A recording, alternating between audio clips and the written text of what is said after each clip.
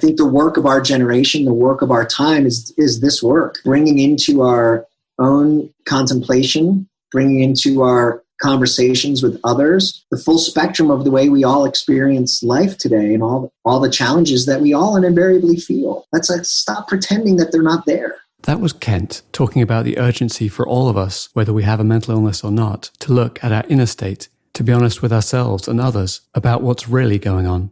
In this episode of Silent Superheroes, Kent digs deep into his reflections on his place in the world, how he relates to himself, to his children, to his business partners, and what it all means for his work, making organizations that show up with intention and purpose. On the way, we'll sit next to Kent on the day he realized life couldn't continue the way it was, and we'll hear about his mental health workout, weeping on his couch in the joy and pain of loss. Remember, Kent and I are just two people talking about our personal experiences with mental illness. If you have any questions or concerns about your mental health, or you're considering a change to your treatment plan, please consult with a trained medical professional. My name's James Pratt. I'm the host of Silent Superheroes, and I'm really glad that you're here.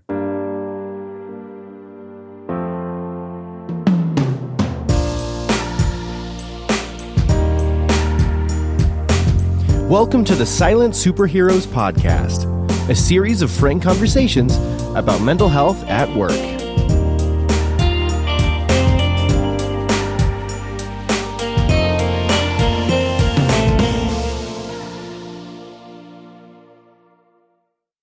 So welcome to Silent Superheroes. I am here today with my guest, Kent. Kent, welcome. Thanks, James. Super happy to be here. Thanks for having me. No worries.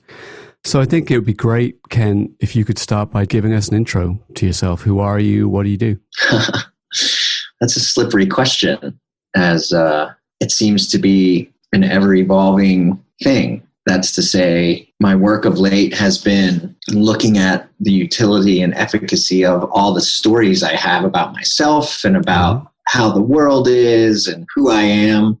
And, noticing all the labels that we put on ourselves and the degree to which they're true and honoring or not. So your first question actually has me going, what am I present to right now? And how might I describe what I'm up to in the world without having it be this concrete label? Some people call that presence, living in the now, being in the now. So in any given now, what I'm up to in the world, my work has been to really integrate this sense of self so that that thing that I'm calling self shows up consistently as a father, as a partner, as a friend, as a colleague, as a business person. So it's not such an easy asked and answered question like, who are you? What do you do? So I could say perhaps you're somebody who is spending time considering who they are and how they show up in the world? Yeah, I mean, that is an ongoing, very active inquiry. What are the areas in which you are thinking about those different identities? Yeah. So the way I've been organizing this inquiry comes from the poet, author, speaker, David White, who's been incredibly influential in helping me understand my relationship to myself, my relationship to my work, and my relationship to others. He calls these relationships the three marriages. These three enduring commitments that we have, our marriage to ourself, which is as we started the conversation, a very slippery, elusive thing. How does our relationship, or how does our sense of self evolve in relation to others? Be that a spouse, a parent, a child, a coworker, all the important relationships in our lives. And then the third component, what's our relationship with our work?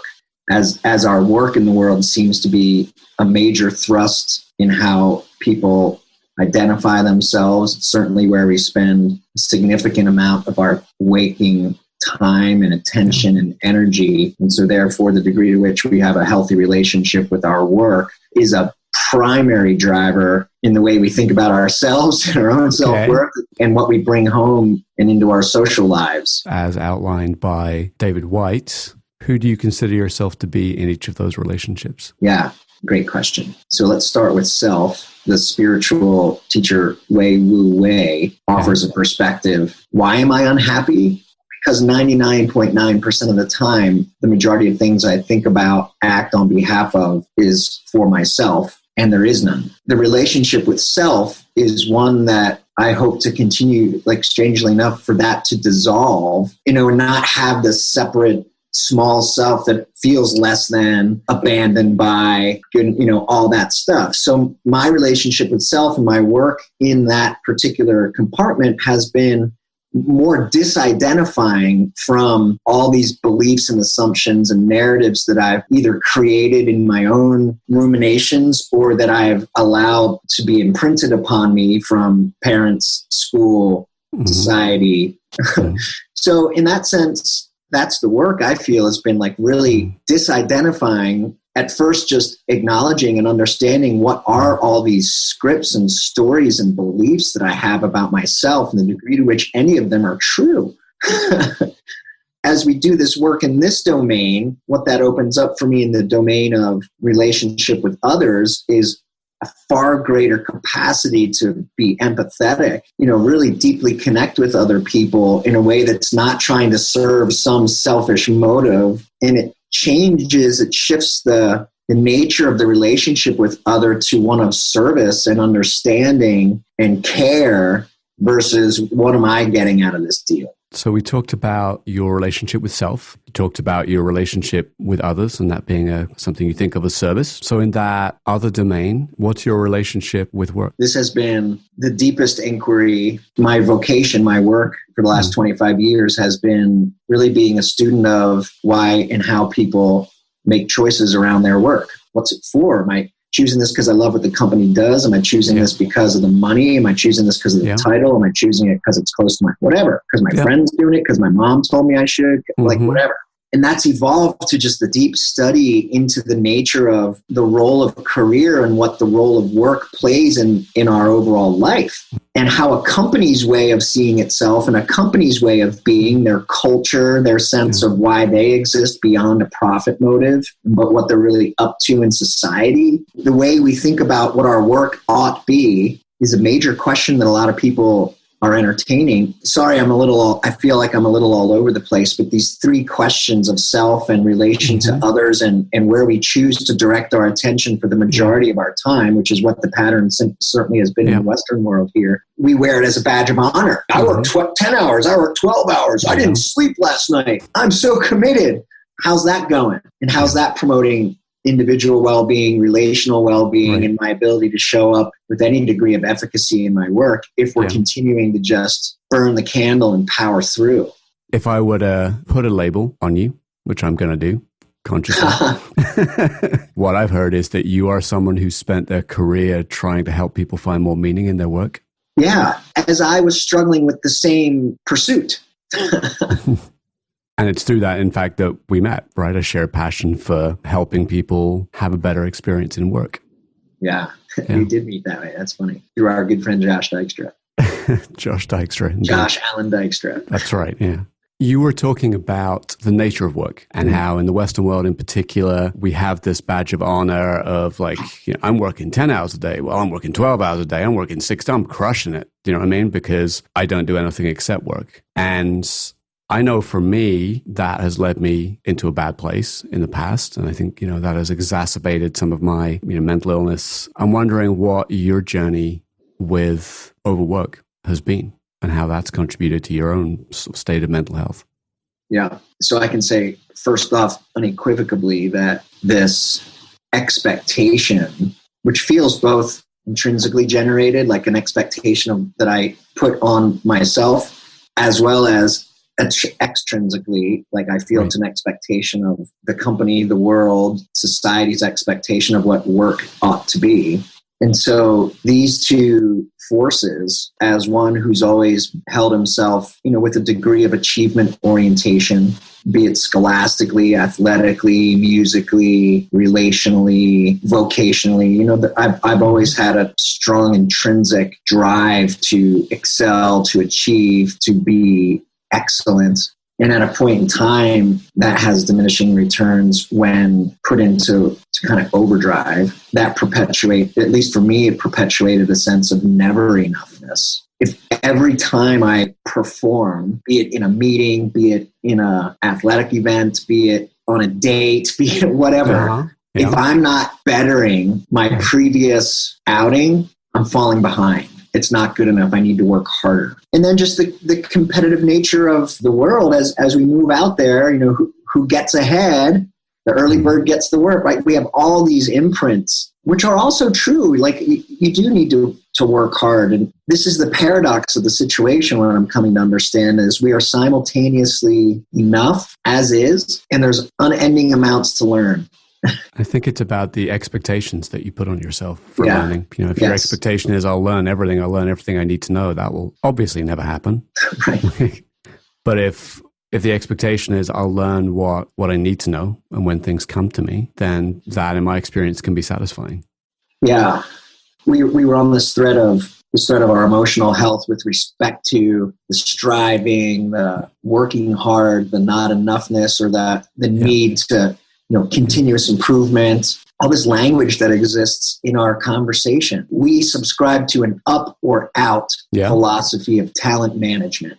Yes. What's that mean? Yeah. Well, that means you either up your performance every day so that you're continuing to get promoted, continuing to add more value, or you're fired. That works directly against what we want people to feel in a work environment, which is I'm enough, and what I have to say and offer and do actually makes a positive contribution and it matters. We have to carefully define what we means there. So I think you meant we, you and me. Yeah. If you meant we, businesses in general, then I'd have to strongly disagree with you, because what businesses in general want is that you create ever more value for the company. Yes. And that value is often equated with an amount of time that you spend, a perception of how, as you said earlier, how committed you appear to be to the cause. Those can be very dangerous conditions to be in. Yeah. We're seeing this show up broadly and prominently in our current reality of the state of things. I think we both understand the statistics or have seen these statistics around, people's relationship with work and the degree to which people have a healthy relationship with work. It's a small fraction of the population when we look at depression as the leading cause of disability on the planet. Wow, I didn't know that. The World Health Organization has cited depression as the leading cause of all disability on the planet. And so I just asked the question, what's the relationship between or among these factors of we as humans from the age of early 20s to whatever, call it mid 60s, 70, whatever, this major thrust epoch of our life is centered around work. How do we pay the bills? How do we take care of the family? How do we meet our survival needs? We do this through our work. Great. The degree to which we're checking those boxes, cool. I've got my house, shelter, I've got food, I've got clothing. Survival needs are met. So what's beyond that? Well, beyond that, we step into this realm of up or out. Right. Show your commitment. All this rhetoric around performance, and it's largely organized around a profit motive, which just keeps the scarcity mindset, fear of not being able to provide financially for my family, for myself, in this seemingly this demand for faster, grow faster, go faster. It doesn't allow for depth of learning and depth of understanding. And so we have a whole generation, I think, of people that have been, primarily motivated by climbing some hierarchy, by getting more faster, get promoted faster, get more money faster, get all this stuff faster. And like the depth of practice and rigor in any of these particular domains or dimensions, be them vocationally or relationally or emotionally in my way of relating to myself. And what if I'm not progressing at some astronomical pace? We're facing an epidemic of mental health and like sanity, like what's really sustainable and what's really enough. The suicide rates are just staggering. I've got friends that have teenage kids that are afflicted by this, and they're like my kids are 1 and 3. Oh my gosh, there's evidence of massive anxiety and depression and not enoughness running rampant in middle school. It's not even at work yet. And these organizations aren't equipped to deal with it. I was reading recently about some of America's top colleges that take an approach of, oh, you came and you said that you have depression or even that you've been suicidal. So the best thing for you would be if we take you out of the kind of population of, connections to your student friends. We send you home on a leave of absence that you don't really want. And then when you're, in inverted commas, kind of better, less of a risk to yourself and others, then you can come back. And of course, that rejection from further rejection from something you've worked for the first 20 years of your life to get to is really hard to take. And that brings us full circle to, that's kind of why we're having this conversation, right? To help people out there, both those of us who manage a mental illness or manage their mental health in some way, hopefully to bring some connection to those people, help them know they're not the only person out there who are dealing with anxiety, depression, or PTSD, or whatever it might be in work. But hopefully also to those people who work, as I do in the HR profession, people who work trying to build organizations, to help them think about how to build organizations that allow people to manage their mental health and still be successful and not feel like the option is out of up and out. Yeah. My attention just locked on to something I heard you say around those of us that struggle with mental health. And I'm like, well, everybody does. If we're not paying attention to our mental health, to our physical health, to our relational health, these are practices for everybody. No one escapes if they're really awake and really plugged in and engaged. All of these dimensions of our life require attention and nurturing and care and exercise and rest, right? So to your point about the way we attend in some institutions today, be them educational or work, let's take you out, label you further as broken or a problem, and send you somewhere until you can get better, which only further prevents other people from daring to say, hey, I'm struggling a little bit. Right. Because I don't want to be sent home. I Right. don't want to be, right? I don't want to be labeled can't handle it. It's an epidemic.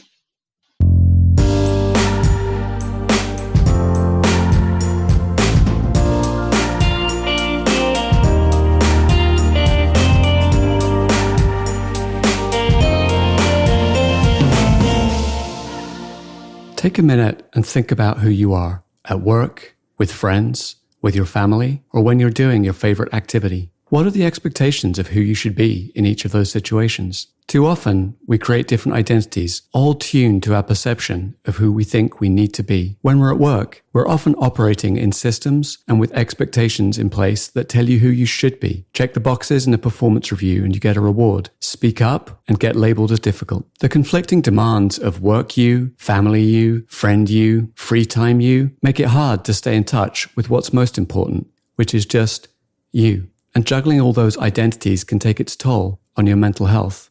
So what put you on this journey where you are thinking about how you manage your mental health that brought your attention to, I need to make that a priority? It wasn't it wasn't. There was a moment where I was diagnosed with major depressive disorder, and I was actively seeking psychotherapy, psychiatry, pharmaceutical intervention, mindfulness practice. I felt like, holy shit, I'm in crisis. As I noticed one day, I could not get my car to take me to work. So I want to just place a caveat in here. Anything that I offer about my experiences, it's not about a particular person being good or bad or a particular company being good or bad. Because I truly believe in my heart of hearts that every boss I've had, every person I've worked with and for, they're good people. I was the head of HR for a company, and as such, I take deep responsibility for the well-being of the people that choose to work there. And the organization has a way of being, they run lean. They expect a lot from people. And what you get as an output of operating a system that way is massive burnout and a massive sense of not enoughness. The antidote for not doing a good enough job is work harder. I felt that that's just not a sustainable way to operate a business. Yet I'm there as an agent of this organization. I hold myself as a steward of the culture. I hold myself as a steward of how we get people to perform and show up and the degree to which they're engaged and the nature of the profession. As an HR executive, people aren't setting up meetings with me to tell me about how great everything's going. And it's largely more around who's the problem, what's broken, what needs to get fixed. Who are we choosing to be part of this group or that group? Right? It's a lot of labeling. It's a lot of judging. And 25 years of this. Who gets hired? How much leave do we give them? All of this stuff being steeped in these conversations that over decades take a toll. And so I'm on the side of a road. It's raining in Los Angeles and I can't get to work because I can't hold this pain anymore. It was my pain, yes, but it was also the pain of the system that I was being asked to uphold and create systems and processes and experiences and interventions that keep this system humming and printing cash. And I am like face to face with a fundamental disagreement. And this is how it has to be. This is what work is. And just suck it up and power through. And if you can't hack it, there's 100 other people in line hoping that they can get a job. Like, it's nuts. And so I'm on the side of the road and I'm asking this question, to be or not to be. Call it suicidal ideation or like, I understood for the first time in a palpable way how nice it would be to not have to deal with all this and welcome the sweet relief of death. Yeah. Like almost yearn for it just to be over. When one reaches this point, that's an interesting point. Yeah. Isn't it?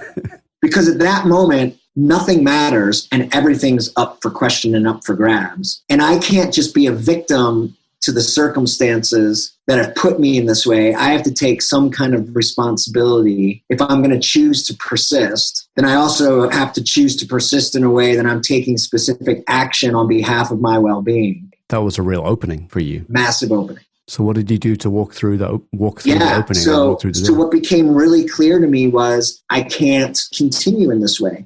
And look, I wasn't doing the job that the company wanted me to do. So not I'm right and they're wrong, or they're right and I'm wrong. It became very clear that I was not going to be successful being true to myself in that system. So even though I was the sole breadwinner for my family, I had a almost 2-year-old daughter. We were pregnant with our next kid who was due to be born in 2 months. And I'm in a marriage that's actually not working either. And I say, well, first things first, I need to leave this job. And so I went into work the next Monday. I slept on it over the weekend. And I said, I can't do this anymore. And they didn't want me there anyway. I wasn't subscribing to the system. I wasn't performing to that system's expectations. And I wasn't willing to compromise my sense of morals, my sense of values, my beliefs about what work should be. And you decided, I can't exist in this system anymore, this system of work. You did something courageous that I think many people would not be able to do, which is to make a very swift decision about, I need to operate in a different space. This work environment is not good for me. And you walked in there Monday morning, and I'm almost thinking of it like Clark Kent. You walk in and you tear your shirt open, your glasses come off, and like, here I am.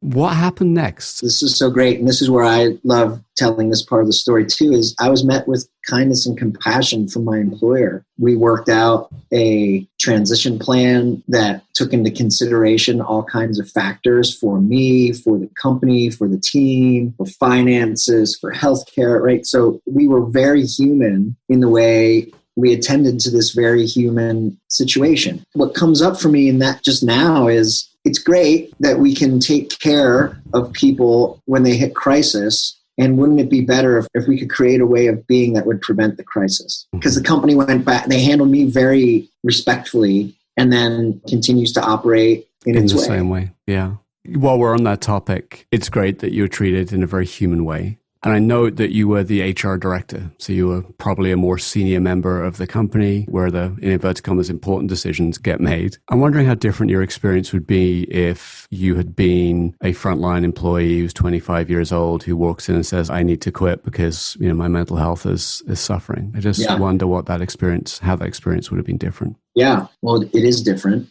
So this is where it gets interesting, and this is where, someone who holds that role within in an organization, how do we make decisions around how to treat people when the policy can't solve for everything? And so what's fair? And I think what fair is not treat everyone same in what the benefit is, but rather treat people same in being in the conversation to find a solution that honors the varying considerations and be really thoughtful in the way that we're speaking and working together, not just forcing a solution onto someone and saying, well, this is our policy. Sorry. We have an EAP, call that. That's helpful. Totally. Yeah. It's being more human in the conversation and trying to find as best we can, knowing that you can't solve everything all the time, right? So there are limits to what we can do, but there's not a limit in our ability to be compassionate and be in open conversation and taking the time through dialogue, arrive at some solution where people understand and can find their way forward. And that takes time. And so that the expediency becomes frustrating for a skillful practitioner who's trying to really find the and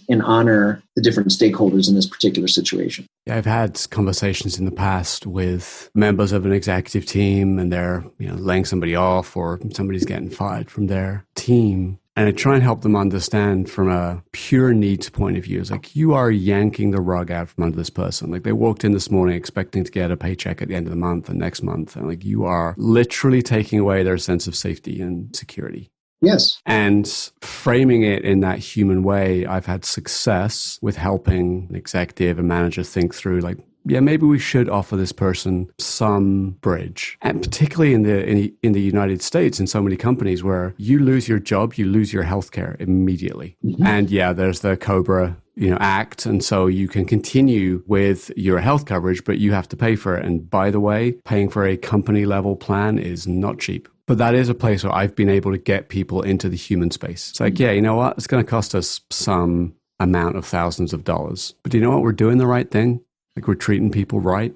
I would like to just spend a couple minutes sharing about the work that I'm up to right now, because this is a prominent topic of this conversation. And the work that I'm engaged in right now really matters. And that is, I've been invited to come make a contribution to Ghirardelli Chocolates, a company that's been around for 166 years. From what I can tell, a well-respected brand with a premium product that people love, and they're mindful in the way they make it. The work that we're doing with them right now started with a new brand slogan that they're offering, Ghirardelli Chocolate, making life a bite better. This mantra, if you will, of making life a bite better is a really beautiful example, I think, of a company that is coming into deep understanding of its role in the world that includes a profit motive, but transcends that profit motive in the context of why do we exist and how are we existing in a way that actually makes life a bite better for everybody who comes into contact with our entity, be that a Target or a Walmart or a Whole Foods or any of these distribution partners that offer this product, be it their own retail stores, their employees, be it the people that grow the cocoa beans. And right, it's beautiful. How can we, in every moment, show up in a way that's making life a bite better? And what a powerful organizing principle from which to move into the world. And I'm projecting that part of the work you're doing, you mentioned working with the executives, is helping them find the bite better in their lives. Absolutely. This is where we just were this past week, was inviting them to either for the first time or continuing to dwell in this inquiry of what's my purpose and why am I alive? What are my unique set of competencies and strengths and talents? What's my unique sense of what makes me feel strong and energized and a sense of vitality and enoughness? And how am I expressing those through my choice of showing up at this company every day? So what we're working on is this move of how do we help each person connect more deeply to that intrinsic motivation, that internal sense of enoughness, in as much of a differentiated way that they can, because the more differentiated we understand ourselves and we can offer that into a conversation, we're adding more value. And so Deloitte just did a great, their annual human capital trends research suggests that the number one challenge facing all corporations today is what they're calling the symphonic C-suite, recognizing that we need both differentiation of perspective and integration. And so like an orchestra, you've got all the different sections that are masterfully playing their differentiated instrument, but not over one another, not faster than the others, not slower than the others. And it's the job of the CEO or the conductor to bring and allow the space for all these differentiated sounds and textures to come into the conversation, but we organize them in a way that's very harmonious. This work in and of itself is making my life a bite better. So I'm tickled to death to be able to and so this is where I say, great. So all this bad stuff that happened in having to make this decision to leave this other organization, step deeper into my own sense of purpose, and the nature of the work that shows up is more aligned and more in tune with how I like to play my instrument. This is where these silver lining moments, if we trust that what's happening is happening for us, not to us, and we practice being in this way, I'm finding this to be a really helpful antidote for my own proclivity for anxiety, for my own proclivity for depression and my own not enoughness, is taking the time to really orient myself to what's happening through this lens of what's happening for me if I am patient and look through this lens. I'm hearing that one of the things that's important to you, and I think this is also important to everyone who is working with something like anxiety or depression, is work that has meaning. And I know it seems so obvious to say, but as a society, I feel like we've got so far away from doing work that's meaningful. And there's a lot of research out there that supports that assertion, that it's got to be a part of the rise in rates of anxiety and depression, certainly in the Western world, but it sounds like from some of the things you said earlier, across the world. Yeah. One of the things that I talk about, that I experience in my own experience and work in my coaching practice and in my organizational consulting practice, is this not enough story. As part of the human condition, we all have this. And so how does that express itself? Feels like two sides of the same coin. The not enoughness coin on one side, how do I combat my feelings of not enough? Well, I puff up and I create all kinds of artificial labels, covers, stories, and I present myself more agentically in the world, more aggressively in the world, as a way to keep this not enough vulnerable part of me safe. And the more I do that, the more I feel phony and the more anxiety provoking it becomes, because I'm realizing I'm not being me and how much energy it takes to continue to put this false front on of bravery. On the other side of that coin is the shrinking and the continual diminishing of self, and like, oh yeah, I'm not enough, and kind of secluding into the background. And this is where depression festers.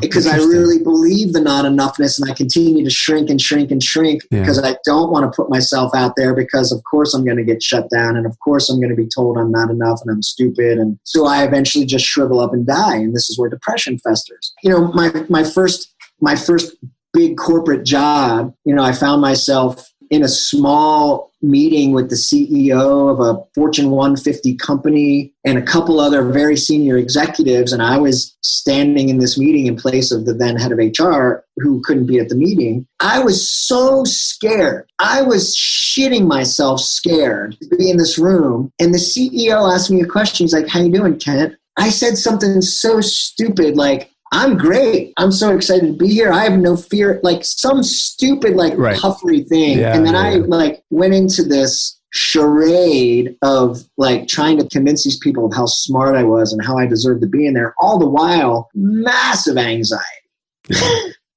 Yeah. Because when will they figure out what I know to be true, which is I'm not good enough? Right. Right. It's like a peacock just putting out their tail feathers. Do you know what I mean? Yeah. And what would have, and so that, in retrospect, I'm like, gosh, well, I wonder what would have happened if I went in with some humility and with some curiosity and, just genuine gratitude and appreciation for having the opportunity to be in there and being there as a learner, not as someone who's desperately trying to not show any vulnerability. What would have happened? Yeah.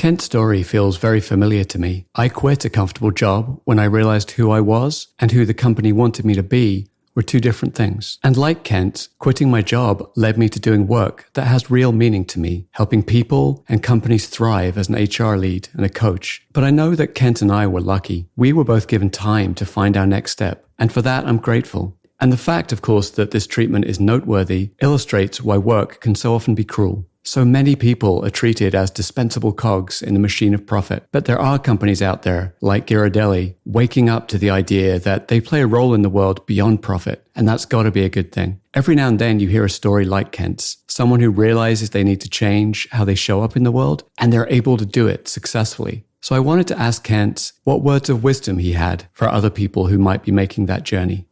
So you talked about the two responses, puffing up or withdrawing.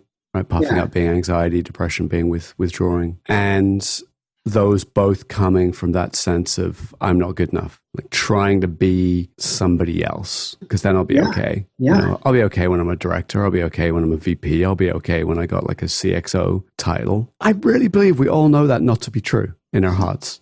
We were talking earlier about openings. An opening came for you, sat by the side of the street in LA. If humans know it to be true that there is more meaning in life than a title or an amount of money or a car or a particular house, and sometimes that truth is more evident than others. Like, you know, you get these little kind of like you read a quote on the internet and you're like, oh yeah, wouldn't it be great if I could let go of my ego or something like that? What makes it so damn hard to like have those tiny openings and then walk through, turn them into a big opening? What makes that so difficult? The answer that's just smacking me right in the face at this moment is it's the art of paying attention. There's a beautiful body of work called Appreciative Inquiry. Somebody was telling me about this the other day.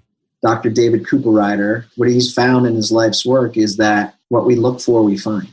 And the words that we use to describe what we see when we're looking at the world actually create the world that we inhabit. And this is now being backed by neuroscience as they study neural pathways. If we see what's happening as a problem, and I continue to relate to what's happening as a problem, the neural pathway that continues to fire is that this is a problem. And so the more and more I exercise that way of seeing the words and the language and the thinking patterns that hold what's happening as a problem, the stronger that problem becomes. Just like any muscle, that's what's getting exercised and reinforced. If I can relate to what's happening from a place of appreciation, from a place of gratitude, and I can continue to work to see it this way and relate to it in this way. So I use language to describe this phenomenon. Shit happens. Yeah. Okay, great. Do we use that shit and continue to pile onto ourselves and others? Or do we use it as compost for our continued growth?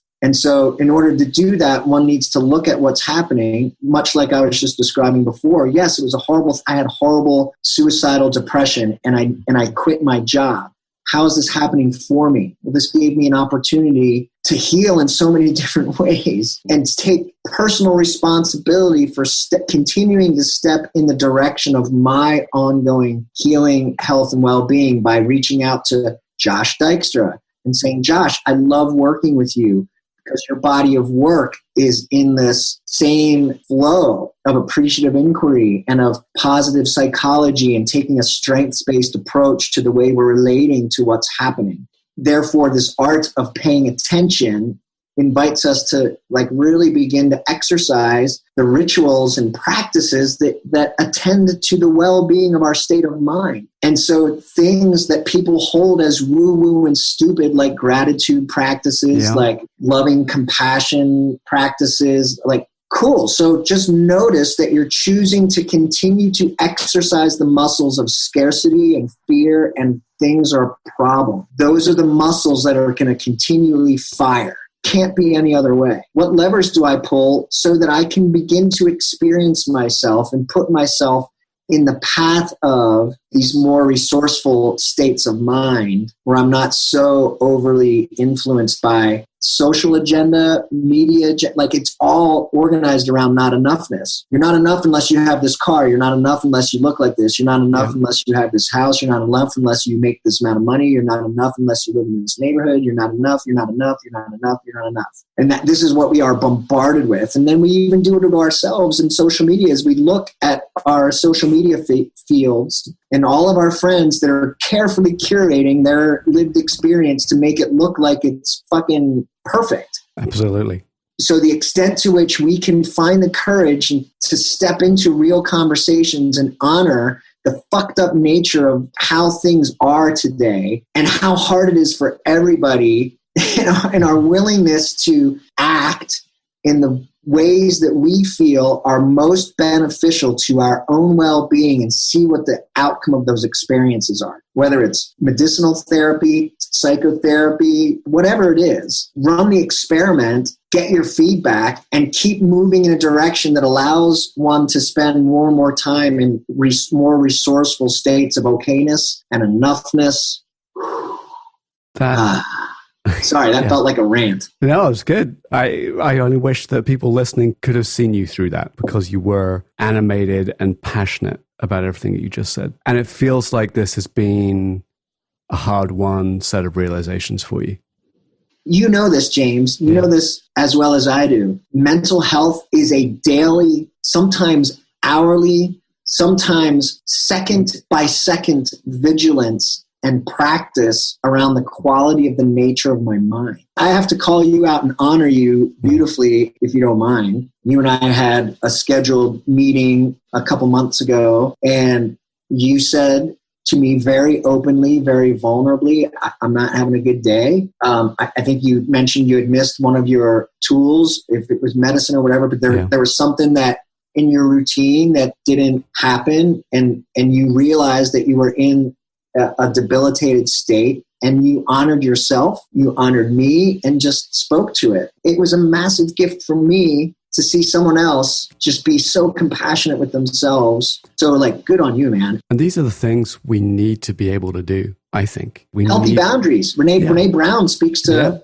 being vulnerable, but that doesn't mean being a total like, and not taking responsibility for the integrity of our container, which you did, right? You said, hey, not a good day, vulnerable, and I'm setting a boundary. I'm going to like rein it in for the day. Honored. Like, that's power. That's not weakness at all. And I know in that situation that if I give myself that time, I give myself that compassion, I swing out so much more quickly. What I'm seeing is that you have built lots of different muscles, and you've tried lots of different things to build those muscles over time to help you manage your mental health. It's practice. I'll give you an example. Yeah. Much like if you're exercising your pectoral muscles, your biceps, your quads, or whatever, right? We do exercises, and those exercises intentionally create resistance and struggle and pain and discomfort. Like, there's nothing necessarily fun or comfortable or enjoyable about exercising muscles and building muscles. So yesterday would have been my 6-year wedding anniversary with my wife, and our divorce is going to be final in 2 weeks. Yeah. We have 2 little kids, a 1.5-year-old and a 3.5-year-old. And it was my weekend, my day yesterday with the kiddos. And so I was very aware and somber to the fact that, wow, 6 years ago, Christine and I got married with this intention of having a life together and starting a family together. And, this was very present in my awareness yesterday. And I was battling some depressive sentiments. All the while, I'm trying to be really present for my kids. And then their mom comes and picks them up in the afternoon. And literally, James, all of the oxygen felt like it was sucked out of me and out of the house as I watch my 2 kids get in the minivan with their mom and drive off to their other life that doesn't include me. And I wept, and I sat in my living room, no radio, no television, no distractions, and I sat in the pain of loss, and I wept and wept and wept for an hour straight, feeling the depth of love that I have for my kids and the fact of how grateful I am that I got a chance to spend a whole day holed up in my house with my kids and the tears of joy that are now streaming down my face, in addition to the tears of pain about the story and the narrative about my life and my family that is dead. This is my workout, right? That's my time in the gym, is to sit on my couch and feel the emotional power in that moment, both the challenging, difficult sides of that, as well as the beautiful gratitude. And they're both true, and they balance each other out. I think mental health has something to do with our emotional agility, our capacity to be and with and hold and breathe through life's multitude of emotions, which is where all the juice is, man. Yeah. Like that was a workout. And I feel stronger today to be able to have this conversation with you from having allowed myself to be in that workout and not go distract myself and avoid those feelings. And you're able to see those things as like, oh, that's an emotion. That's a storyline, right? That doesn't mean that like you can let go of it immediately, but at least you're able to see those things clearly. Yes. And this is where this tool of meditation,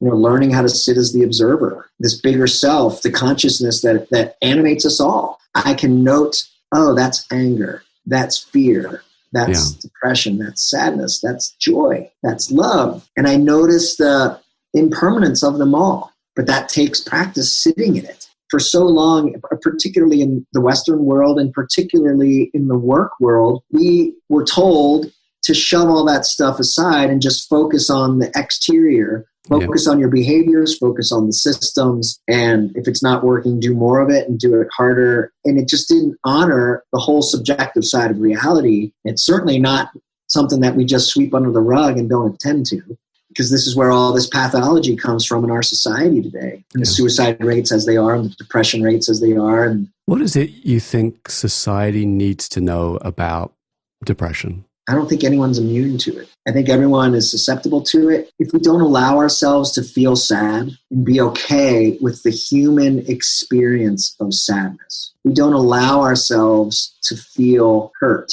to feel lost, to feel alone, to feel fear, giving people a sense of okayness to both acknowledge that we all have these feelings and emotions, and the more we allow ourselves to experience them, the more it opens us up to experience the depth and beauty of all the favorable emotions in life, of true joy and love and connectedness and empathy. And they need one another to define one another, these more challenging things, because they both define and open up the possibility to the lighter side.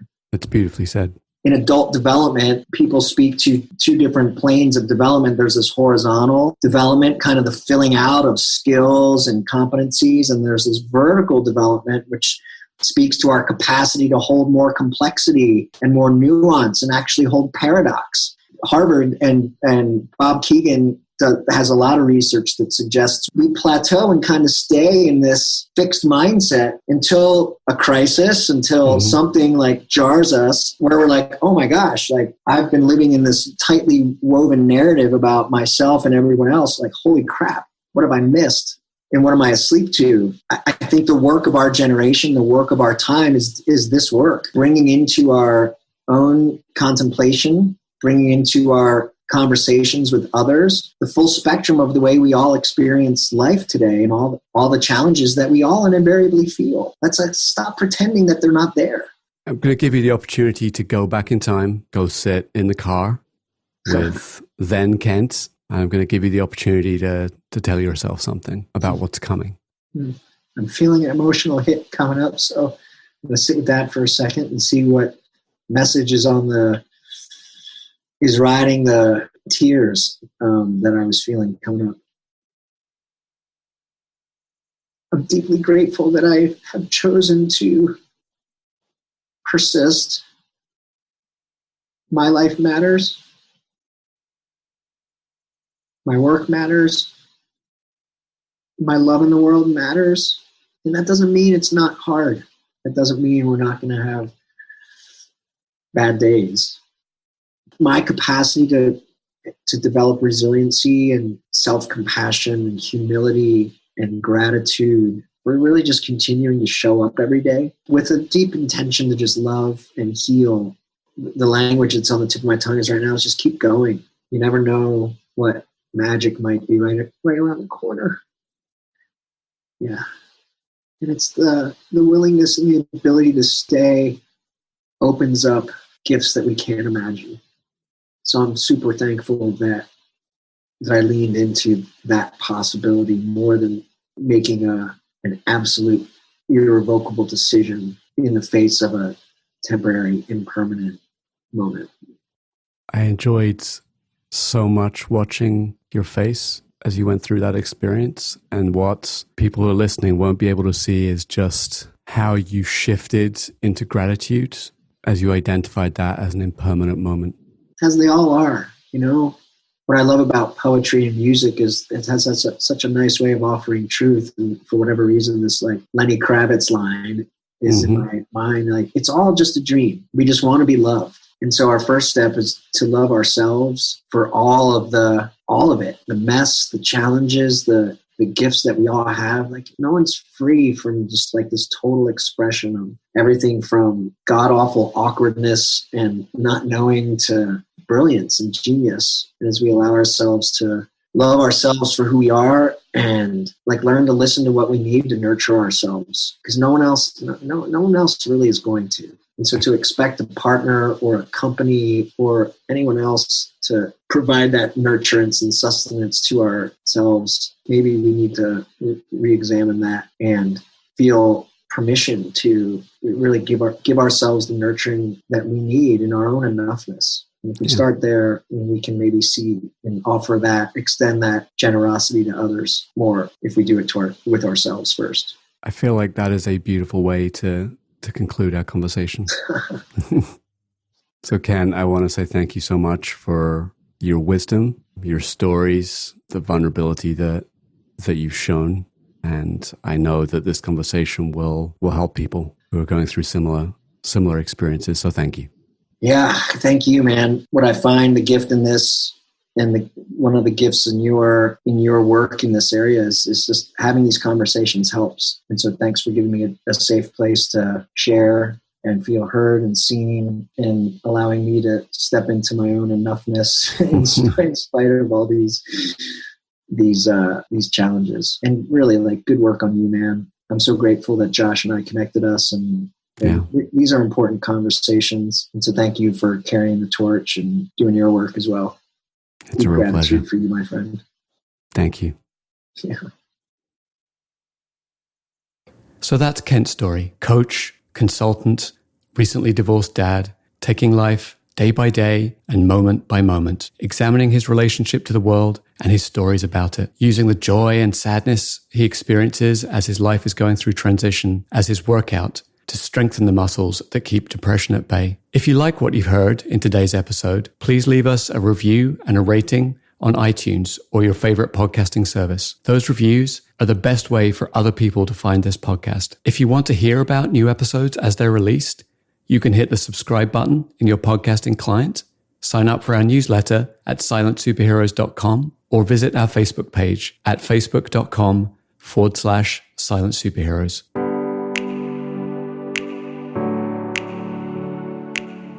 Take your mental health seriously. If you need to speak to someone, you can call 1-800-273-8255 or text crisistextline.org at 741-741. Both provide 24/7 confidential counseling to people in the United States. Worldwide, visit iasp.info/resources/crisis_centers/. To help others find the Silent Superheroes podcast, please leave a review on iTunes or your favorite podcasting service.